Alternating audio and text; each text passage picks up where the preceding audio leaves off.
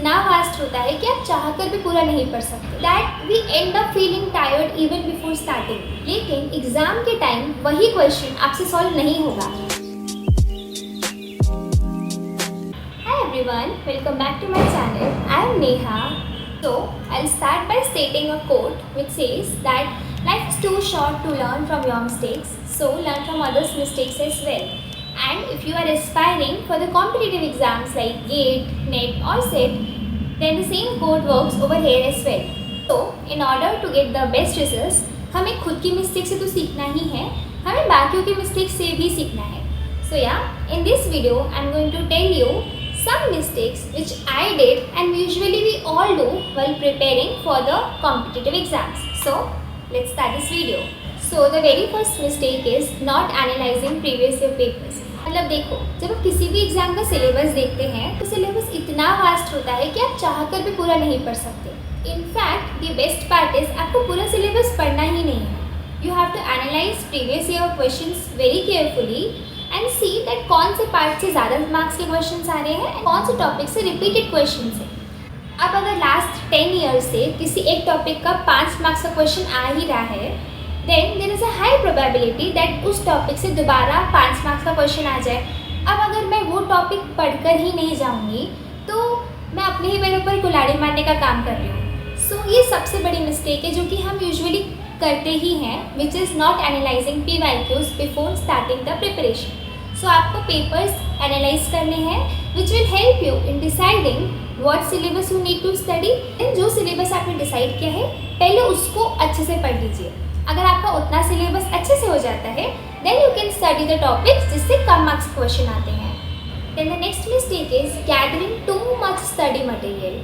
Now, because of easy availability of Google, YouTube and all the platforms, we get so much of study material from here and there that we end up feeling tired even before starting. देखो, किसी भी exam के लिए ना आपको exam oriented पढ़ाई ही करनी है. Like instead of studying 100 books with 100% of energy, study 10 books with 100% of energy because that's where the difference counts. देखो, कम से कम स्टडी मटेरियल को ज़्यादा से ज़्यादा बार पढ़ाई करना is much more better than बहुत सारे स्टडी मटेरियल को कम बार पढ़ना. इट्स सिंपली लाइक आप एक बुक को 10 बार पढ़ो या तो 10 बुक को एक ही बार पढ़ो. Choice is yours. क्योंकि एग्ज़ाम में कितना अच्छे से पढ़ा है वो मैटर करता है रेदर देन कितना ज़्यादा पढ़ कर आए. So this is one of the very important point we need to keep in our mind that focus on less study material and give your 100% energy on that particular study material.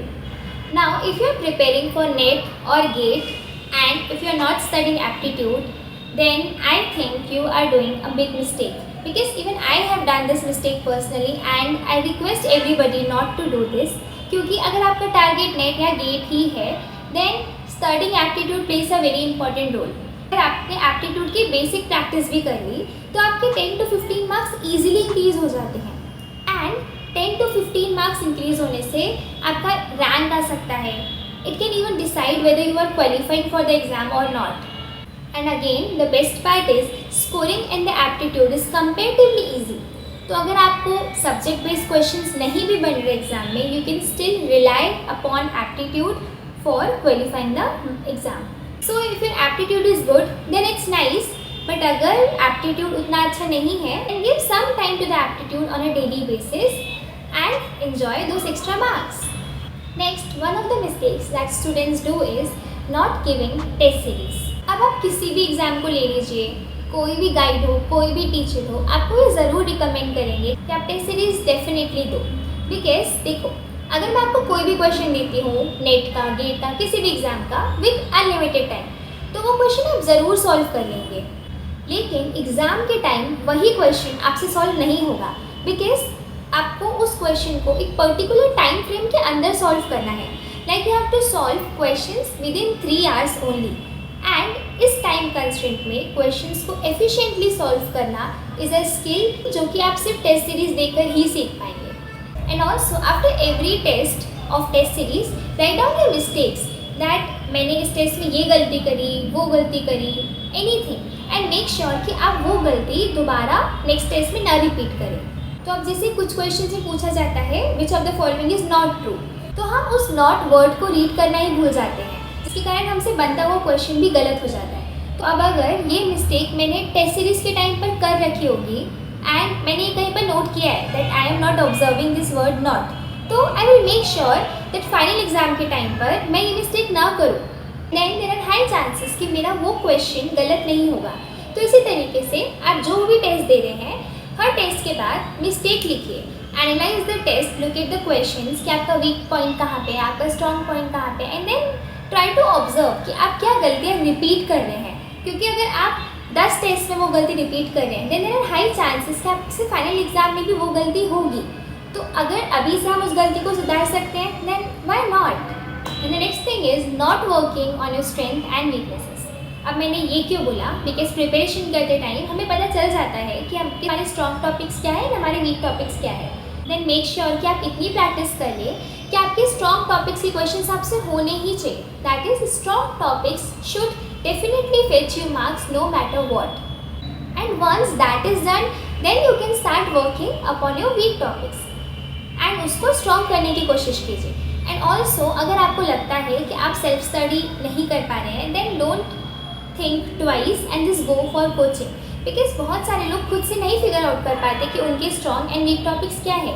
सो अगर आप किसी coaching में जाते हैं तो आपके जो भी टीचर होंगे they will help you figure out that what are your strong points and what are your weak points, and then they will help you prepare accordingly. And then at the last just be confident about your preparation, because आप ही आपको support नहीं करेंगे तो और कौन करेगा। You know, external motivation से ज़्यादा बेटर होता है internal motivation. And just keep believing in your self, trust the process, trust your self कि आप जो भी कर रहे हैं, हर दिन आप जो भी एफर्ट्स डाल रहे हैं वो डेफिनेटली वर्थ इट होंगे, and definitely you are going to get qualified in that exam, you are going to get a good rank in that exam. So just trust the process and trust yourself, because that is also something which we forget doing while preparing. हम खुद को इतना ज़्यादा doubt करते हैं कि हम भूल जाते हैं कि it can affect us negatively. So this is also a mistake that we should avoid doing while preparing for the exam. So yeah, that's it for today's video. I'll see you in the next video very soon. Till then, keep hustling, keep studying, take care, bye.